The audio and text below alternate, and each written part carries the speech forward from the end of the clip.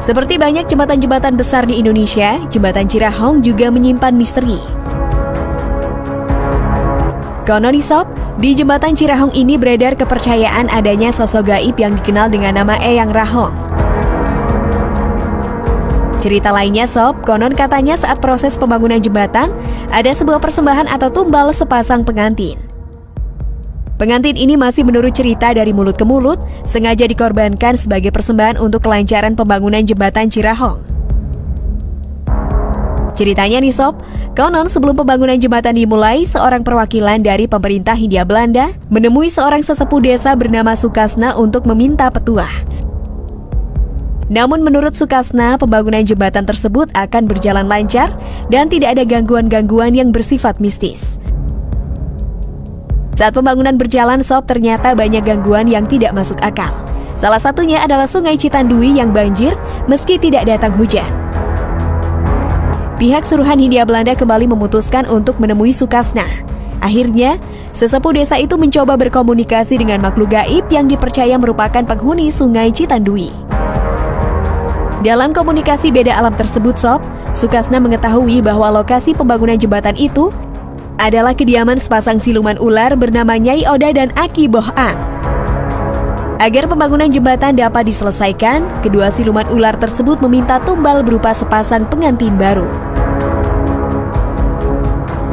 Setelah informasi tersebut disampaikan ke pemerintah Hindia Belanda, muncullah siasat jahat untuk mencelakai sepasang pengantin yang kebetulan saat itu baru melaksanakan pernikahan. Baru saja resepsi nikah mereka selesai, keduanya diculik.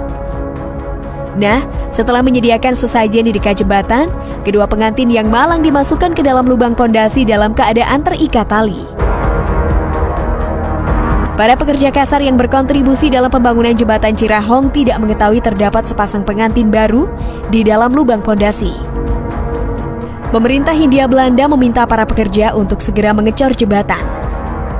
Lubang pondasi ditutupi dengan adonan semen, pasir, dan batu.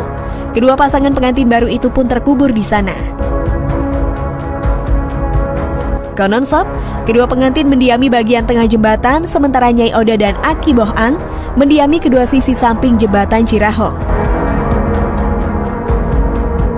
Selain pasangan pengantin, juga banyak rakyat yang menjadi tumbal pembangunan jembatan Cirahong. Makanya, wajar jika jembatan Cirahong ini sangat kental dengan cerita mistis yang menyeramkan. Ada lagi cerita mitos lainnya nih Sob, yakni suara gamelan atau degung di malam hari sebagai pertanda esoknya ada kejadian luar biasa. Misalnya ada kejadian mengakhiri hidup dengan terjun dari jembatan Cirahong ke Sungai Citandui, atau ada orang yang sengaja menabrakkan diri ke kereta api yang melintas di atas jembatan Cirahong.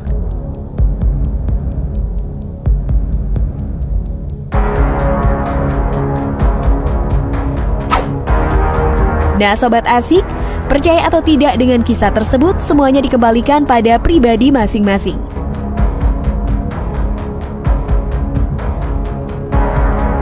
Bagaimana menurut pendapat kalian Sob? Jangan lupa untuk tulis komentar kalian di bawah ini.